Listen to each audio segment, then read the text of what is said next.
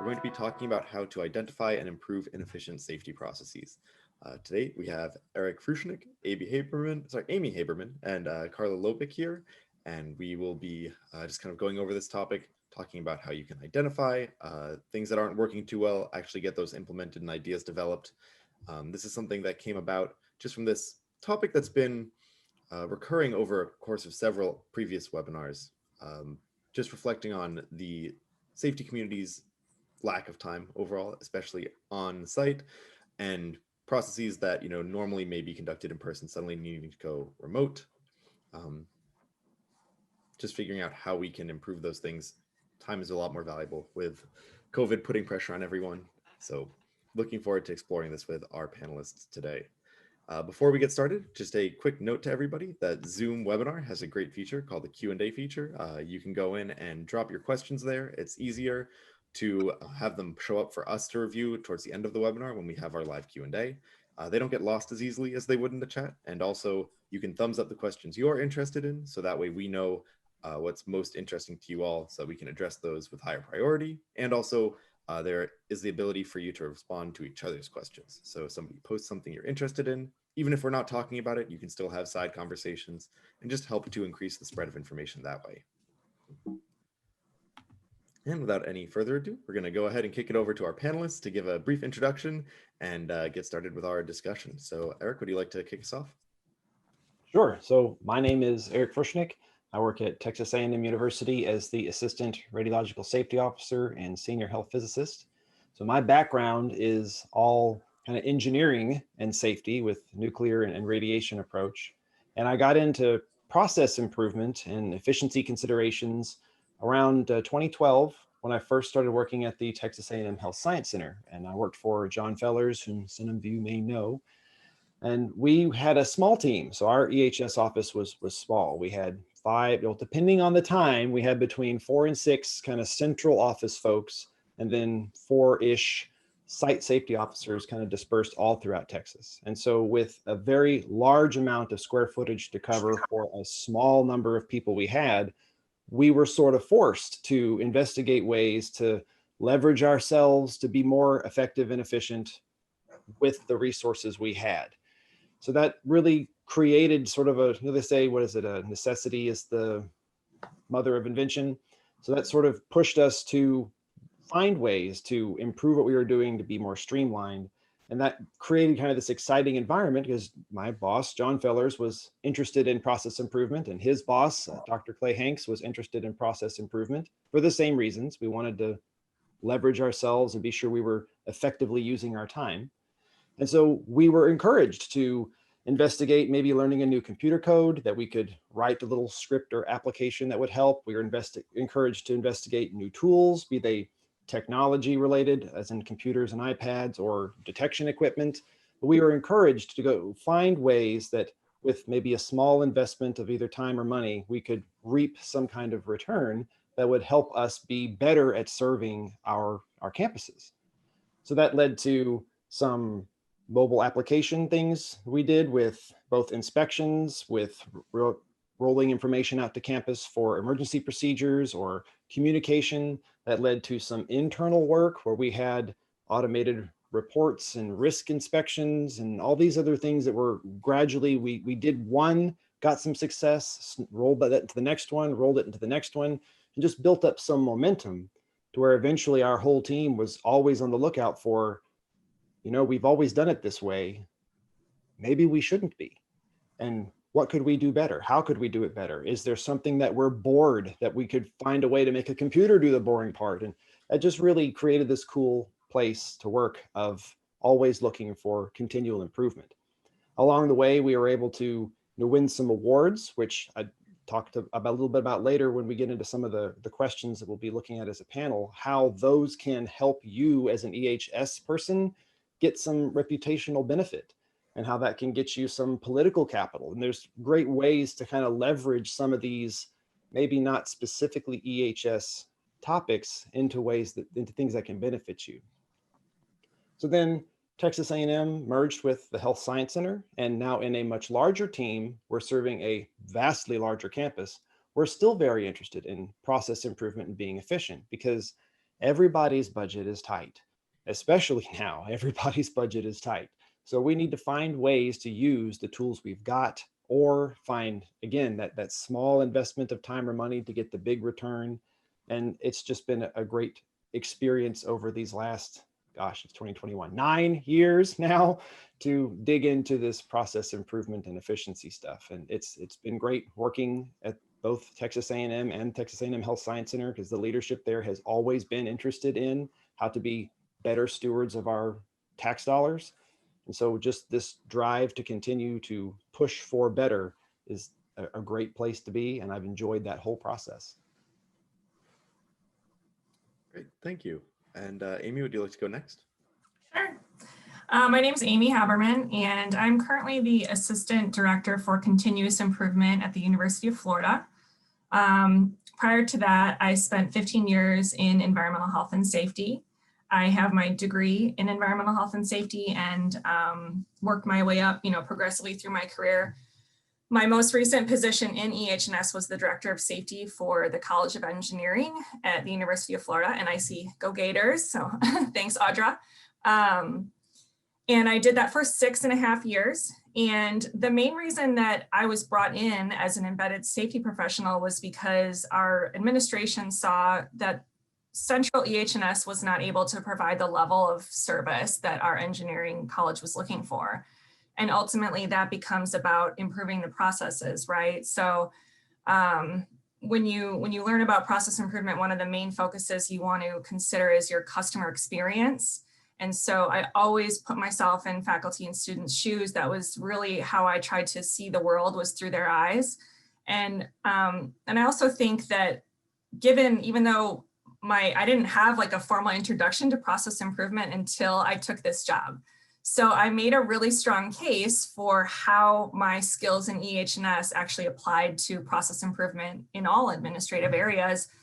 And I'm hoping and I'm excited to introduce you guys to kind of how I made that epiphany. And I think everyone here is fully capable of doing this work and making a big difference and improvement in their day-to-day work, which ultimately every day, everything we do is made up of processes. And once you recognize that and you figure out how to break those down and look at them and apply different concepts to make them better, I think it sort of changes how you see the world and see challenges that you might be faced with. So Erich, you had such a nice long introduction with all your chronological history. I didn't prepare anything like that. But I'm just really excited to kind of dig in and really share with all of you how to make kind of that connection between the EH&S skill set that we're so familiar with and applying that to process improvement. All right, fantastic. Karla, would you like to go next? Sure. Good afternoon, everyone, and thanks for joining us today. As Matt mentioned, my name is Carla Lobeck, and I am so excited to be part of this conversation and bring a little bit of a different perspective to the conversation. I consider myself a process improvement enthusiast, and I've spent many, many years, the majority of my career, helping to improve processes, whether formally or informally, programs, curriculum, professional development programming, and institutions overall. A little bit about me: I have a doctorate in educational administration, where I have applied that background in many higher education environments, and then more recently as a consultant, a higher education consultant, but also branching over into corporate and industrial contexts over about the last 20 years. So my experiences have spanned from K through 12 education to international contexts and organizations, to community colleges, four-year institutions, research, and then helping institutions transform, whether assessing their transformational readiness for improvement, or helping them identify solutions and opportunities to improve and change and evolve and transform. My experience is mainly focused on process improvement and continuous improvement, change management, student or employee success and initiatives, and researching on innovative processes and how to implement those in institutions to help them improve. What makes me tick personally is the people side of institutions. So how to connect with people and build up people so they can make change in their own institutions and have the right tools and the right processes and methodologies to do so. Ultimately, I am a lifelong learner, which is why I participate in panels like this, because I believe that as an educator at heart, you share information and gain information every step of the way. So I see being a lifelong learner and an educator going hand in hand and directly support my work with process improvement. One of the things most recently is I specialize in tailoring trainings and programming to help empower institutions, which is how I met Amy, to develop programming at their institutions for process and continuous improvement, and be able to apply the concepts across a wide variety of contexts and functional areas, et cetera. So it's a little bit about me. We'll talk more about it later, but thank you for being here. All right, and thank you all for joining us, particularly to our panelists and everybody. Your time is just so valuable, and we appreciate you donating it to this forum, bringing everybody together and sharing your expertise. A quick reminder to our attendees that we do have a live Q&A at the end of this, so feel free to ask questions throughout the webinar, and we definitely recommend adding more details in your question than fewer. I know for these types of webinars, there tend to be a lot of questions about troubleshooting your own problems and issues, and the more details you can provide us about maybe the problem you're facing, the easier it will be for our panelists to answer and address your problems and give you useful advice. So our first question will go to you, Amy. I just wanted to get some context on process improvement and ask a little bit about your career path. So how did you transition from a 15-year career in EHS to leading process improvement across all, process improvement projects, full-time for all administrative areas? Sorry, I'm a little clearly rusty on the MC side. Yeah, no, that's fine. So as I mentioned in my introduction, I think it was more of like an epiphany, honestly, to kind of realize how transferable the skills that we use in EH&S are. I've been in private and public and institutions and worked a lot with facilities, IT, HR. I've had a lot of experience being kind of a one-man shop, so to speak. And so building up full programs required me to lean on a lot of external resources or internal to our institution, but external to my office, and identify what processes I could kind of latch onto to make my core values of safety, a systemic change in our institution. And so that was where I sort of started to look at everything as a big process and a big system, and kind of trying to identify ways to incorporate making safety a part of how we do business, right? The whole safety culture piece that I think a lot of people are pretty familiar with, that conversation.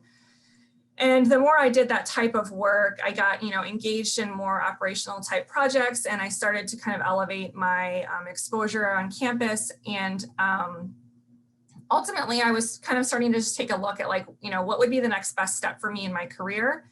And this position opened up, and it was a brand new position, establishing an office. And at the time, it was called the Office of Business Process Improvement.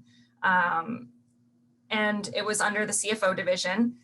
And I saw the job description and I was like, well, I have to go for it. It's a stretch, but hey, I'll try. And here I am.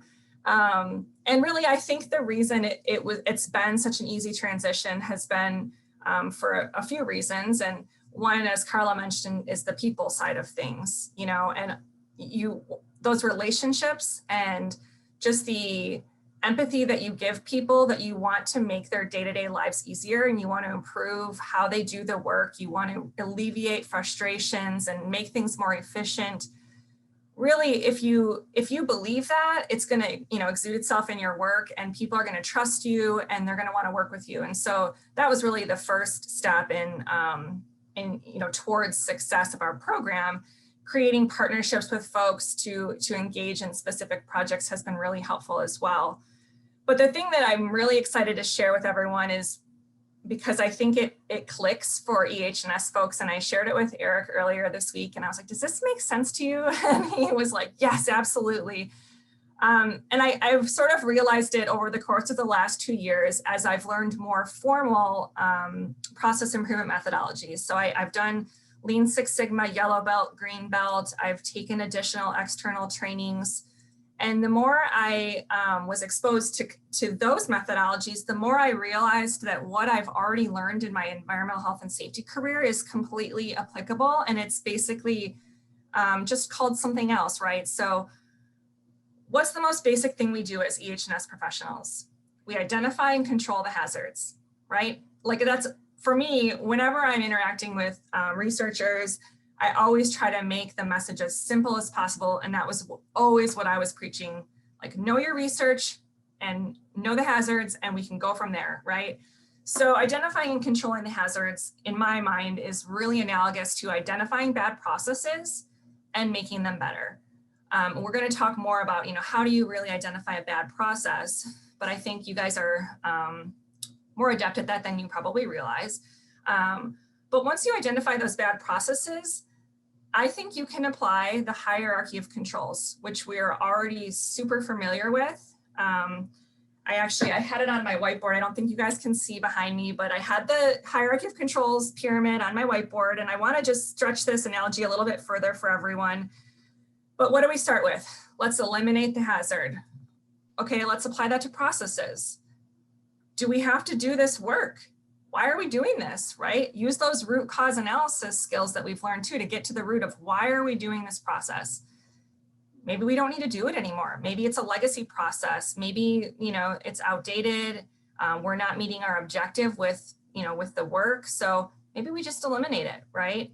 If you can't eliminate an entire process, map the process and look at what steps within that process you can get rid of. Is it making sense to do all of those things? Can't we just simplify it, right? So that's a really easy first step is to just figure out, can you eliminate things? And then what's the next thing? Substitute. Can we do something else to meet our objective? Or could someone else do this work? That would make more sense so we don't have handoffs where there's opportunities for failure. After that, you're going to want to look at your engineering controls. And I think with processes, it's hard to think about, engineering controls. In safety, we think about the concept of the engineering control is something that's going to prevent the individual from being exposed to the hazard. So I feel that in process improvement, an engineering control is something that's going to prevent the process from failing or having an error or being, completely inefficient. And so there are things we can do, and the big one is automate. How do we automate our processes? How do we automate our workflows? Are there required fields we can create in forms so people can't submit wrong information or incomplete information to, decrease the amount of rework that we're generating? Finally, not finally, but the next step would be administrative controls. And this, I think, is going to have to be applied to all processes if you want to have some specific quality controls. So with administrative controls, you're going to want to make, standard operating procedures, create training, visual cues, things like that. And then finally, PPE, personal protective equipment. That was a stretch for me. I'm like, how do we apply this to processes? But ultimately, it's about protecting that process. And it would definitely be a last line of defense where you might actually be adding steps to the process, which would be considered, inefficient, but you might need to do it for internal control reasons, add an additional review, an additional approval, something like that. So I know that was a lot of information, but I wanted to kind of expand that analogy for everyone. I really think the hierarchy of controls is something we should all be familiar with. And I think that without any additional training, in other methodologies, you can easily apply those concepts to process improvement to make a difference. Great, and thank you for that really thorough answer there. Excited to kind of get on to what we'll be doing to identify areas for improvement. So I think that'll be our next question here. So Erich, I was wondering if you could kick us off on this one. So when you're trying to identify areas for improvement, are there any common red flags or indicators that you look for just to help you out with that first step? Sure. So first, let me say what you just heard from Amy, look for it as the copyrighted Haberman method, because that's gold.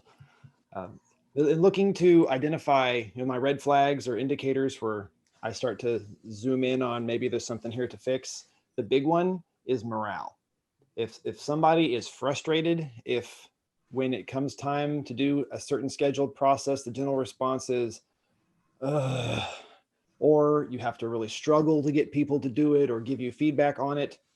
Red flags all over the place. This is a process that is not working well. And so that's something that can be addressed. And that's something that surprised me over the course of just being involved in process improvement, was seeing how fixing some of these things, it's not just that you resolve the frustration so you're back to norm. It's that you get this boost on the other end of having, one, solved the frustration, and two, given someone an opportunity to have ownership in that solution. And you ride a pretty good little bump of happiness there for achieving that. So morale is one for sure, because where there are people who are frustrated, there are people who don't want to do the process or have to really motivate themselves to go do it. Maybe there's some opportunities there that we can now look at. So why specifically don't you like doing this? To give you an example from my world, with radioactive materials, if you were at the SHEMA conference, which if you weren't, you should have been. If you're going to be at the next one, you should be. We did a presentation on what's in your backpack. And it was a very simple solution where in the RAD safety group, we had two processes that were kind of parallel. They covered the same ground. They went to the same labs. They involved the same people doing them. But one of them, which was going to make sure all of our radiation detectors had been checked every year, we just struggled to get that one up to where we wanted it on our compliance percentage. And so in digging into this, we approached it from the standpoint of, where does the process fail? And we never asked, whose fault is this? Because once you assign or start bringing people into problems, then they're going to get defensive, and that's not a good place to be. So where is the process failing? And we discovered that it's just a lot of extra trips. And then there's frustrations with trying to find these things when you're in the lab, and all this extra frustration there. Okay. So involving now the frontline folks, how did we solve it? The people who were doing the work said, if we could just make one trip, great. So we're looking at combination. How can we do that? We problem solved, and eventually the solution was we bought a $40 backpack and put our testing equipment in the backpack, and the same team that was doing contamination surveys would check detectors at the same time. So we cut out duplicate trips to every building on campus, and people didn't dread having to retrace their steps over and over again to get the detectors, because that was the frustration, was just all this extra. So morale is a big one. If people are frustrated, they won't want to do it, you're going to struggle with efficiency. Another thing would be costs, right? If you have recurrent costs, then that's something you can investigate. Is there a way to do a cheaper? So, Amy mentioned substitution. Could we find a cheaper option for PPE that lets us have the same level of protection that we maybe don't have to spend as much? Or could we look at non-disposable PPE in certain situations that we don't have to spend as much? The other big place I look for with a process that might need improvement would be the rubber stamp kind of stuff. So there are a lot of jobs, tasks that we all do, especially in safety with all the paperwork we manage, that boil down essentially to checking boxes and rubber stamping. The decision-making process requires a person to say, yes, I should check these boxes and sign these papers and do these things. But some of the actual execution of those tasks is just a lot of button clicking over and over and over again. So there's a great opportunity for automation, because a computer can click buttons radically faster than any of us. And the computer doesn't need to think about whether or not it should do this task. If it's very simple and repetitive, you've already decided it can be done. So pulling automation into some of those things is hugely helpful. So examples would be from things that we've done on our team at Texas A&M, would be automation in determining which detectors we're supposed to go get this month. We don't want to go page through and organize. The computer just says, here's the list because you've already told me where to go look for it. So the computer just tells us. The computer just tells us, here's the contamination surveys, because it's already done the organization, because we did it once and then told the computer, just repeat this pattern. So bringing in that automation is a great way to help. Also, that can address some of the frustrations, because many jobs, tasks that are frustrating because they're boring, and they're boring because they don't require creativity or really much of what makes you valuable as a talented EHS person. So make a computer do that. And then you focus your efforts on where your talents are best applied. And that's where you start now freeing up your EHS team to really make those more impactful decisions about where the hazards are, because a computer will have a harder time recognizing hazards. I mean, Google's probably building a picture identification engine as we speak that can do some of that, but not yet. So let the computer do the simple stuff that just takes a long time and is repetitive, and leave your brain full of the things that you like doing, which is talking to people, talking to your researchers, learning about their processes, understanding where their hazards are, but then automate all the repetitive stuff. So those would be the 3 flags that I look for most, which would be recurrent costs, repetitive processes, or low morale. Mm. Great. I particularly love what you said earlier, just about let the computers do the boring stuff. And I think that that's really one of those things where, especially during COVID, when just energy is low and everybody's a little frayed around the edges, not having to dread a bunch of data entry or, having a repetitive task that has 5 unnecessary clicks can really add a lot to you. And you're aware. So Carla, I was wondering if you had anything you'd like to add to this one. Is there anything, in terms of red flags or indicators you look for when trying to identify those tasks where improvement might make a big impact? Sure. So one of the things that I look for, so I really like the way that you contextualize, Erich, what you look for in seeking out improvement opportunities. I also take it one step further is readiness. So readiness for change. And so sometimes you don't know that until you meet with people and you talk and you begin to assess their circumstances and the teams that are available or the individuals available to do the work and do the change. But I think one of the misnomers that I have come to find is so often with improvement projects, people expect an outsider to come and do the improvement for them. And if they're not ready to engage and ready to participate in the change necessary, I mean, change is scary. Even the word change is scary for people. And it's changed, even in the last year, the word has a different meaning, I think, for all of us.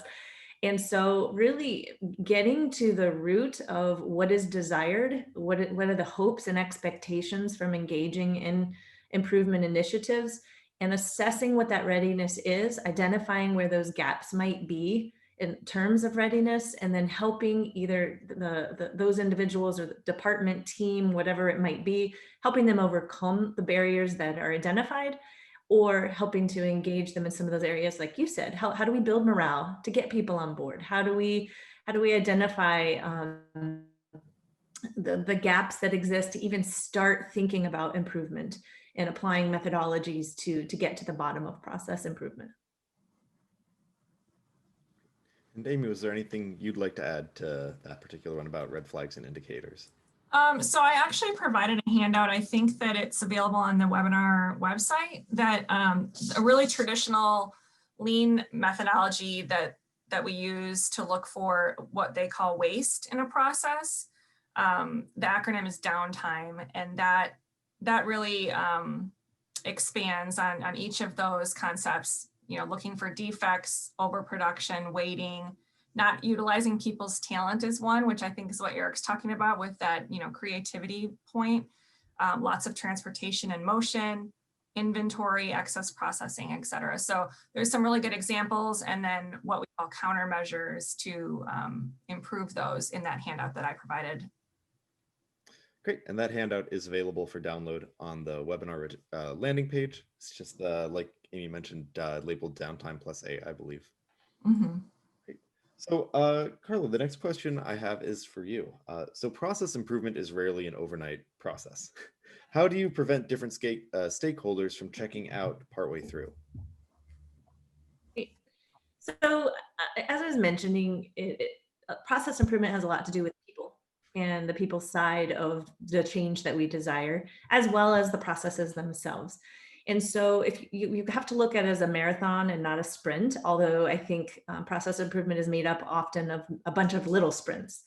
And so one of the things that I look at is just a strong initiation of what I'm going to call the project. So whether it's a large scale improvement project with many different processes, or whether it's one individual process, really identifying what are the goals for this process? What do you hope to expect? As I mentioned before, setting those expectations, defining what success of improving the process will look like, and really knowing what the outcomes that we're hoping for will be. So what do we want to improve? And sometimes they don't know that upfront, and that's okay. And then lastly, they're identifying who's going to be involved. Who are my stakeholders? Then communication. So when we're thinking long haul, if there's not clear communication, any project will fail.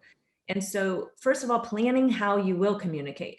Will we be emailing? Will we be meeting? Will we be posting updated posters in a local location or on the website? Making sure it's clear. Say what you're going to do it, say what you're doing, and then say what you did. And overkill. You always want to tell people all along the process where you've been, where you're at, where you're going. So people have an idea and can bracket the entire improvement process from beginning to end. Also thinking about providing a variety of communication techniques. So often with improvement projects, we're dealing with the stakeholders themselves, and then we have executive sponsors of some of the peripheral individuals toward the process, community members, students, external partners. And so how are we communicating with a variety of levels or a variety of positions and partners and stakeholders? Going along with that is the relationship building. When improvement processes, you have to put yourself in as part of the group. And so find those human moments that can alleviate some of the challenge of improvement processes. So it gets difficult, as I mentioned, change is difficult. So look for times that we could hand out the gold star or celebrate the successes. So I always say at any point in time in an improvement project, celebrate the successes every step of the way. So people see that there's progress. People see that there's hope. People see that there's a bright light at the end of this, that something is happening. So they see that their efforts and their time and the headaches and sometimes really getting real with what a process is and isn't, that can all be alleviated, the pressure of that alleviated. Find ways to integrate humor and energy and maintaining the pulse of an energetic process. And then, I already said that, celebrating the successes. So ultimately, communication, strong foundations of what you're going to do, how you're going to do it, the goals and where you're hoping to go, and then celebrating the successes along the way. All right. Moving on to our next question here for Erich. I was wondering, what have you found is successful as a way to get buy-in from higher ups for your improvement idea? All right, thank you, Matt. So when working with anybody in upper administration or even your own supervisor, especially when you're wanting to start proposing changes, you have now entered a little bit of a political world. So in this political world, you will need to be very conscious of how you are phrasing and what words you're using to describe what you want to do. So one thing that I've said before is you can always win as long as you ensure you don't lose. So in going to go talk with your boss or your supervisor, you don't want to come in and say, man, such and such process is just the worst process ever and we need to fix it. Because what if that process was their brainchild or someone they really liked that has moved on to some other position now? So you don't want to come on in a negative way. You always want to come on in a positive way. So instead of this is terrible, it's, you know what? I think we could work together so that all of us could really make a positive improvement for our institution, our department, et cetera. So you're wanting to paint a positive path so that you're not looking, because often in academic circles, there can be a little bit of empire building and people know that this happens, right? You see Professor so-and-so build their little castle over here, and that can make people worried that if you're coming in hot and heavy, that might be what you're after, and that's not what you're after. Ronald Reagan said, it's amazing what you would accomplish when you don't care who gets the credit. And that needs to be your mantra, because you're wanting to improve the process. The rest of it doesn't matter. So come in and talk in all positive terms, plan, just like Carla mentioned a moment ago, celebrate all your victories. Be sure that you're indicating to everyone you're talking to, upper administration along the way, that there is lots of room for credit in this success and everybody can have some. That helps people lean in a little more. So, oh, there's an opportunity for me in this too. Well, now I'm listening. When you're new to process improvements, let's say you've not made a proposal before, my recommendation would be to start small, something really small. So, hey, I need $40 for a backpack. I don't need any money, but do you mind if I spend a little bit of time trying to rework something? So that you're starting small, and then you take that win, you succeed, you get your improvement, you track your numbers. So you say, look, before I was spending 10 hours a week doing this, and now I'm spending 8. So that's a 20% improvement.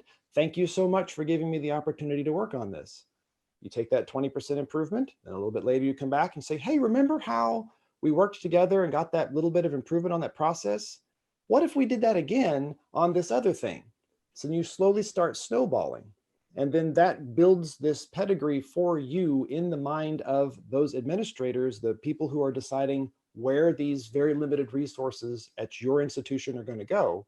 They recognize that, all right, this person is thinking about that. They're thinking about how we can be better stewards of money, and they've demonstrated they can do it. So yeah, let's give them a bigger opportunity. And then that grows and grows and grows. Another thing I'd recommend in talking to upper administrators is remember that many times, certainly once you get up to the CFO level, depending on where you are in your structure, they're trying to balance money to buy buses, to fix roofs, just everything. So they are thinking about, where does this fit into the rest of my financial priorities? One way to kind of give yourself a leg up is to find a way to bring other partners with you. So we've heard a lot in the last SHEMA conference and some of the webinars since then about this idea of sustainability and EHS kind of integrating, that there might be partnerships there. There might be partnerships there. So where you see problems with underground storage tanks for gasoline for all of our little golf carts running around, maybe we should switch to electric. The sustainability officer might be lamenting all of the fossil fuels for that same thing.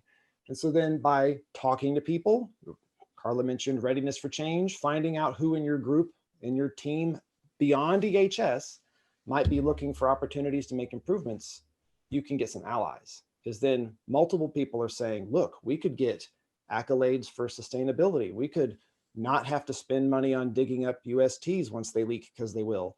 And this starts to now build, again, a reputation as a team player where everyone has space, where there can be measurable improvement.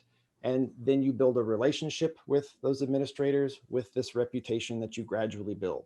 So I don't recommend that you march in and say, you know what, I need to rebuild the whole university from the ground up and I'll save us $1 billion. It's not going to go anywhere. If you walk in and say, I need a little bit of time to try to rework this process, do you mind if I put that as one of my priorities and then demonstrate your successes? That would be how you can start really getting that momentum with your administration to keep doing more and more things. The last part of this is, don't underestimate the value of winning accolades. So it's not just a resume builder where, haha, I've got myself a trophy. No, you've got us a trophy. We have a trophy, because that now is something that can be shared. That's something that administration can say, look, all of us are doing a good job. So the case can be made at every level that our institution is functioning well.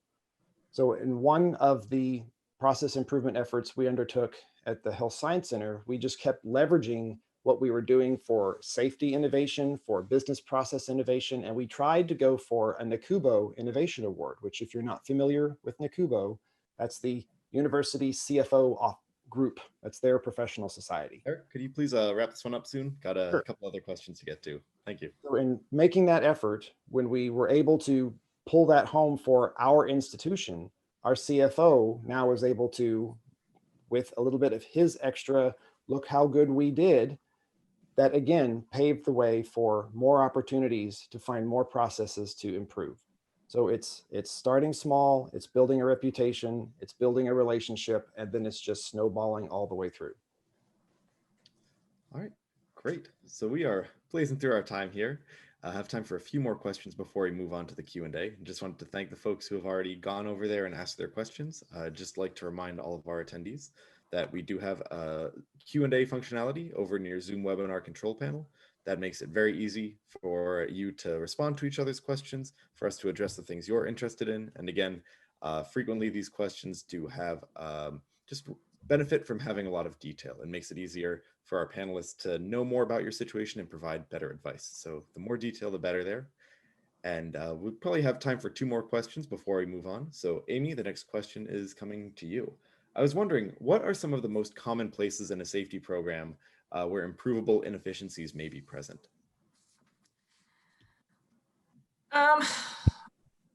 Where do I start? So I would say we already talked about kind of how do you identify inefficient processes. And so I think, EH&S offices or safety programs are going to be ripe with these opportunities, especially if you're not, executing like to today's standards. So I know a lot of people are trying to move towards, more electronic systems and databases and automating a lot of the work that we do. So I think anytime you have, quote unquote, old school processes, right? Hard paper forms being passed back and forth, like the rubber stamp type stuff that Erich was mentioning, pen and paper checklist, anything like that, I think is a real, obvious low hanging fruit to me. But then I also really would encourage people to take a look at where are you not meeting your targets, right? So if you have key performance metrics that you're looking at from just an overall, how is your office performing, where you're not meeting those goals, I would go back and look at those processes that contribute to those outputs, because like Erich said, we don't want to place blame on people. We need to look at the process, right? So where in the process are we setting people up for failure rather than success? So really, I think that there's, kind of a couple ways to look at that. Obviously, you're going to hear the morale issues, the complaints. There's easy low-hanging fruit targets with those kind of things. Also, reach out to your stakeholders and your customers, your faculty and staff, and it might sting a little to get that feedback, but ask them, where are you having issues interacting with our staff? What processes give you headaches? And I'm pretty certain that faculty have no issue telling you where you're causing them headaches. And as self-righteous as we want to be, I think their feedback can be really valuable to really improve our programs and also build some credibility within the research enterprise, so they can start to see you as a partner in helping them achieve their research goals, and not an obstacle that just kind of slaps compliance on everything. So a lot of these things also kind of feed into that culture piece that we've talked about, building a safety culture. And one of those wins needs to be, right, being easy to work with and receptive to feedback and willing to change. So, yeah, I don't think there's a specific area, but, that you would, start with, but, talking to your stakeholders, talking, to your staff, getting people's feedback, I think would, in my mind, be the first place to start. Carmen had a very funny comment here. I love that. Yeah, PIs will definitely give their input. Mm-hmm. I have some feedback for you. Yeah. Great. So last question here before we move on to the live Q&A. Carla, is going to be for you. So I was wondering, in what ways have you seen COVID impact the need for process improvement? Question. Thank you. So it's been, I could answer this question in many ways. There's the obvious, and then there's some not so obvious factors. So the way things have been done, let's just think of the way we normally do things day in, day out, on campuses, in offices, that got shifted overnight. So people had to, whether they wanted to or not, stop and think about how else can we do the work that we do safely. And so from manual delivery to wet signatures that are required to filing files and keeping paper copies of things and walking across campuses or driving across the city to meet with meetings to accomplish goals, all of that changed. And so suddenly we're in this virtual environment, yet our processes aren't always set up to match the new environment. I think that's one big thing that has stimulated this need of thinking about process improvement, of just rapid need for change. Additionally, just the new safety measures across the board of how do we now keep our workers safe? How do we bring people into an environment that we're used to, over the past 15, 20 years, we've brought people in to collaborate more and breaking down walls and barriers so we're more collaborative and innovative. And now we're thinking, well, shoot, we can't sit with Amy anymore and chat. How do we reestablish an environment that's safe yet still productive and efficient? So thinking about how the space around the work that we're going to do has demanded an improvement, process improvement. Additional thinking about in terms of the furloughs and the cutbacks and the loss of jobs and how organizations and businesses are shrinking or revenue wasn't as high this year. So how do we do more with less? Or how do we continue to maintain productivity in the face of maybe having fewer staff? And so thinking about the processes and what needs to change. And then lastly, just thinking about all the things that as institutions that when we're in our day-to-day busyness and getting things done and checking things off of our to-do list, the things that we just constantly put off, oh, we'll deal with it later. Oh, that seems like it's going to be really difficult, and you push it off.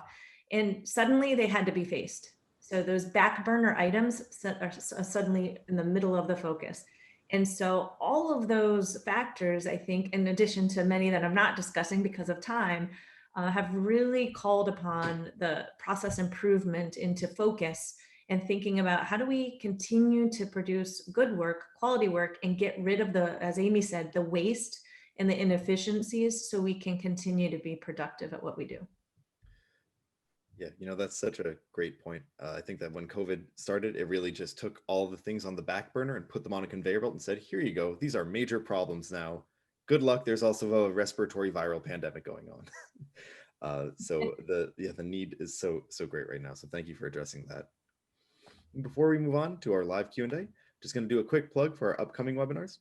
In 2 weeks, we'll have resolving critical ventilation issues, talking about just what do you do when there are problems with your ventilation systems, especially as they become more important during this viral respiratory pandemic happening.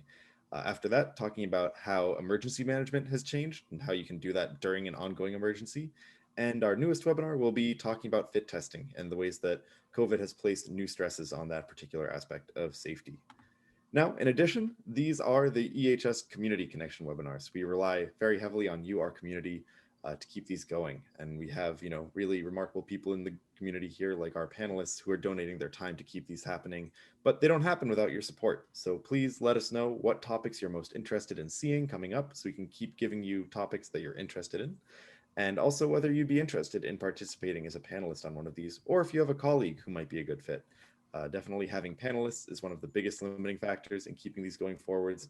And we'd love to be able to keep providing you with these places to come, learn, talk together as long as we can and as long as they'd be useful. So I will keep that poll up for a little bit and then give a quick reminder that you can go over to the Zoom webinar Q&A functionality box and ask your questions there, and we'll be able to address those as time allows. And of course, the more information you provide us with, the better, and we'll be able to better address the questions you have and understand the context you're asking them in. All right, well, the first question here is coming in from Jan. Jan would like to know, how do you start making a change if you are the third party or a contractor working at a process? How do you frame the conversation to make the process work better as a whole?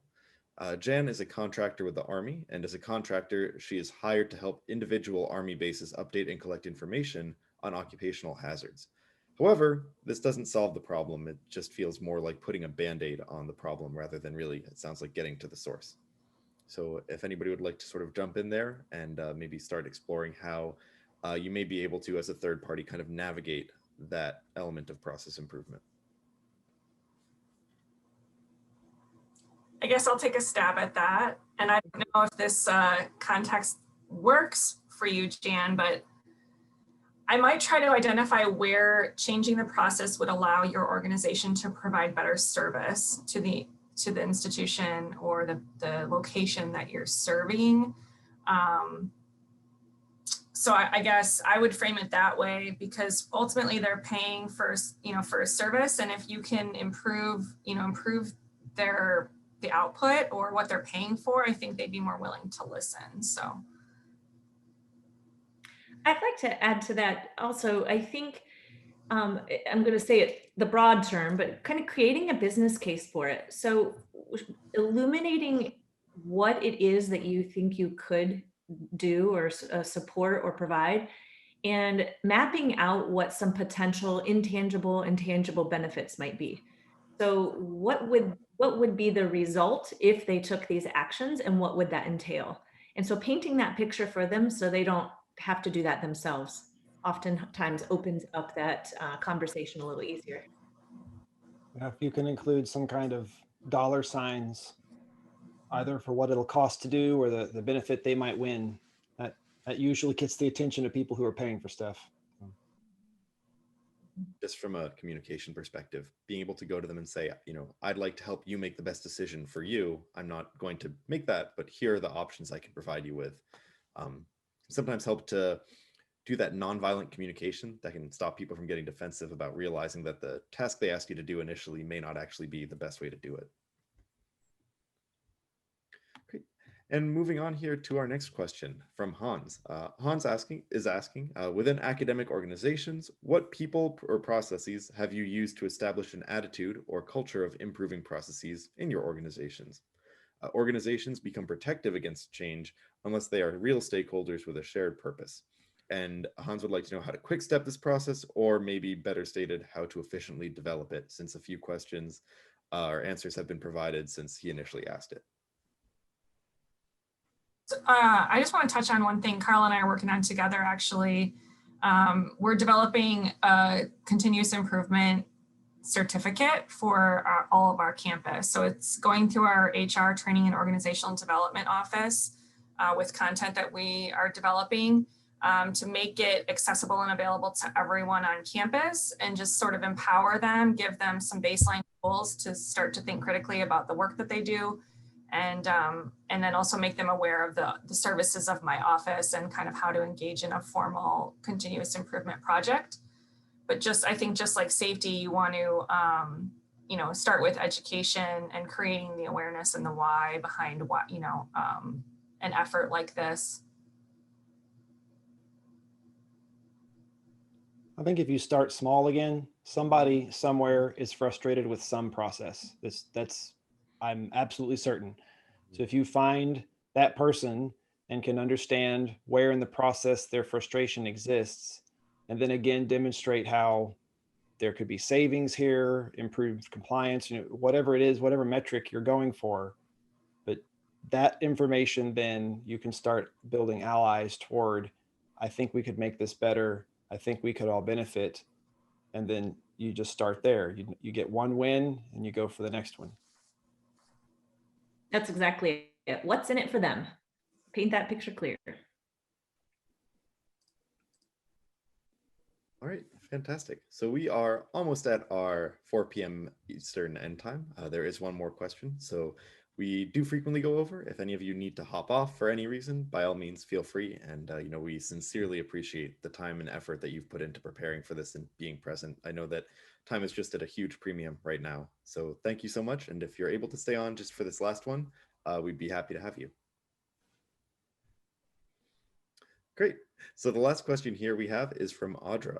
Audra says, I am new to biological safety administration after many years in regulatory management of clinical research. What would be your top tips for setting this new frame of reference?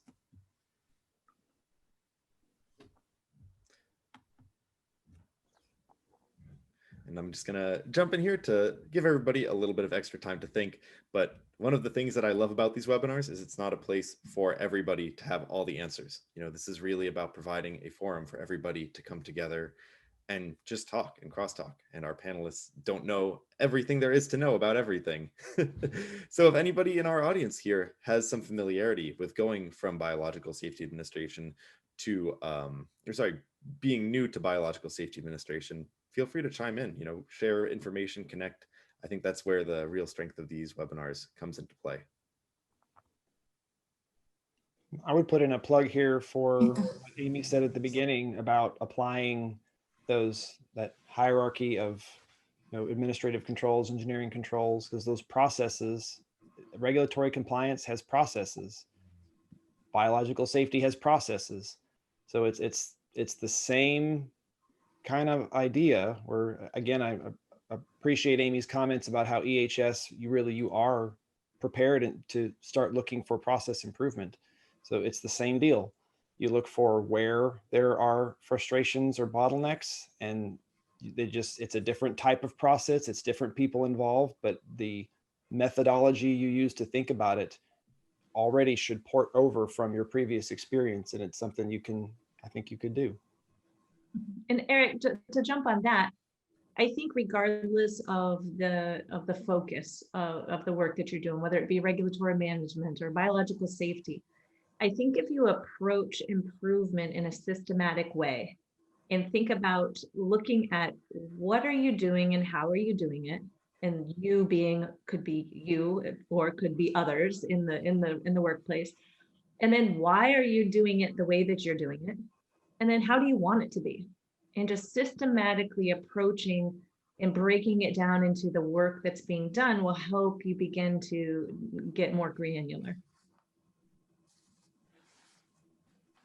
Just to add from oh, sorry, Amy, go ahead. Yeah, I was just going to say kind of another way to describe what Karla is saying. And I made a little note of this as we were talking, because I don't think we clearly communicated to the group, you know, a real concrete way to start.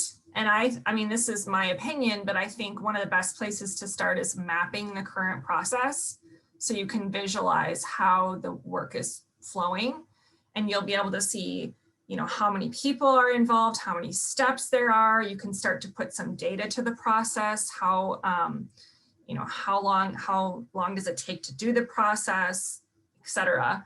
And then you're going to analyze it. So we talked about the downtime, right? Look for waste, look for opportunities for improvement, apply the hierarchy of controls, ask yourself those questions. And then, like Karla said, envision a future state and figure out, you know, how do you want to do the work in the future? And so those to me are like the big three kind of chunks of how you would really start to dig in, is map the current state, analyze the current state, and then envision the future state. And to come at this from a little bit of a non-expert perspective here, it sounds like, you know, trying to wrap my head around process improvement, like I'm sure many of our attendees are. This is a maybe deceptively relationship-oriented and trust-oriented just field of study, to have those people who believe that you're going to be doing things to help everybody, to know the people who are going to be helping you and not just going to them for the first time, maybe putting in a little extra effort to just learn what's already happening and why it's happening, can both give you that new frame and also build relationships you'll be able to leverage later when you decide that maybe changes are necessary. All right, fantastic. Yeah, Audra just came back and said the change is very much like the same hat, but a different team. So yeah, in addition to wearing many hats, sometimes we also have a few different heads. Also, I think I wanted to just touch on what Erich said about being cautious of criticizing the process. I know I've done a lot of facilitation processes that I'm not an owner of and I'm not a customer of. So I'm really an objective third party. And you really have to withhold judgment, and you have to ask the group the questions about, you know, why are you doing it this way, or help them see where the inefficiencies are. You don't want to be like condescending or judgmental about why are you doing it this way? That's stupid. So yes, it can be harder when it's something that you own and you work really closely with. I know, Eric, you're in the radiation safety office, so that process might, you might have been too close to it. And so sometimes it's good to have an outside perspective. And if you are that outside perspective for somebody, try to really be as neutral as possible. Yeah, and curious, definitely. Well, fantastic. This time has really blown by. I'd like to thank all of you for your time again. Just really appreciate donating all of this effort to come and help everybody come together on this topic. So a big thank you to our panelists. I'm sure if we unmuted everybody, we'd be hearing plenty of applause. And with all that, I will let you all go and see folks next week, 2 weeks from now, on our ventilation issues webinar. So have a great weekend. Maybe take one last look here at future topics. Kind of have that to close us out. More on COVID, safety communication, connecting with researchers, networking, science communication. So a lot of great stuff there for me to work with. And thank you to everybody for your participation and engagement today. I will see you later.